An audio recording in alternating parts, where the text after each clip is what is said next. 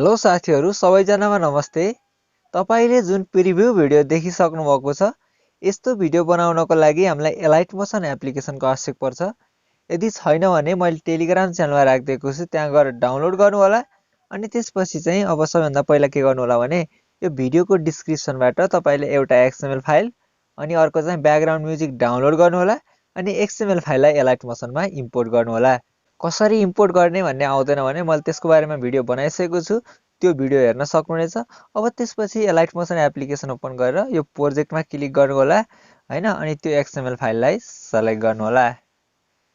XML file select गरिसकेपछि यसरी open हुन्छ है। सुरुमा तपाईले अडियोको लेयर देख्नुहुनेछ, यो लेयरमा क्लिक गर्नु होला अनि यो लेयरलाई डिलिट गरिदिनु होला। त्यसपछि भनेको तपाईले यहाँ इफेक्ट 1, इफेक्ट 2 र ग्रुप 1 भनेको लेयर देख्नु भएको छ। तपाई सिम्पली यो ग्रुप 1 भन्ने लेयरमा क्लिक गर्नु होला अनि त्यसपछि एडिट ग्रुपमा क्लिक गर्नु होला।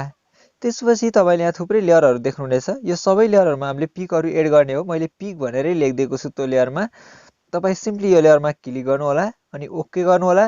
कलर एन्ड फिलमा जानु होला अनि त्यसपछि अब तपाईले यहाँ मिडिया नट फाउन्ड भन्ने देख्नु भएको छ नि, यसमा क्लिक गर्नु होला। यति गर्ने बित्तिकै तपाई ग्यालरीमा जानुहुनेछ। अब तपाईले कुन पिक हो त्यो पिक सेलेक्ट गर्नु होला। जस्तै मैले अहिलेलाई यो पिक राखे है अनि सिम्पली प्लसमा क्लिक गर्नु होला। तपाईले यस्तै गरेर पिकहरु एड गर्नुपर्ने हुन्छ। यता जति पनि लेयरहरु छन् यो सबै लेयरहरुमा पिकहरु एड गर्नुपर्ने हुन्छ। मैले यिनै पिकहरु चाहिँ मैले टेलिग्राम च्यानलमा राखिदिएको हुनेछु। तपाई यी पिकहरु चाहिन्छ भने चाहिँ त्यहाँबाट पाउन सक्नुहुनेछ।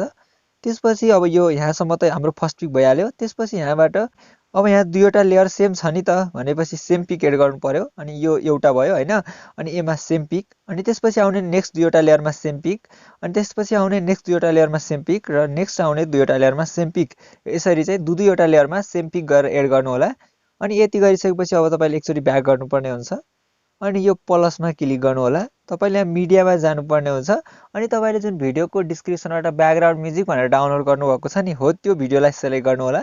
अब यति गर्ने बित्तिकै त्यो भिडियो चाहिँ हाम्रो यो Alightmotion एप्लिकेसन भित्र इम्पोर्ट भइसकेको छ। अब तपाई सिम्पली यो लेयरमा क्लिक गर्नुस्, भिडियोको लेयरमा हैन, अनि यो तीनवटा डटमा क्लिक गर्नुस्। तपाईले यहाँ एक्सट्र्याक्ट अडियो भनेर देख्नुहुनेछ, यसमा क्लिक गर्नुस्।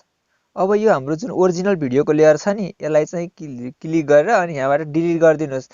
यति गर्ने बित्तिकै हाम्रो भिडियो चाहिँ एकदमै पर्फेक्ट बनिसकेको छ। अब तपाई सिम्पली यो साइनमा क्लिक गर्नुस् अनि एक्सपोर्टमा क्लिक गरेर यो भिडियोलाई ग्यालरीमा लगेर सेभ गर्न सक्नुहुनेछ।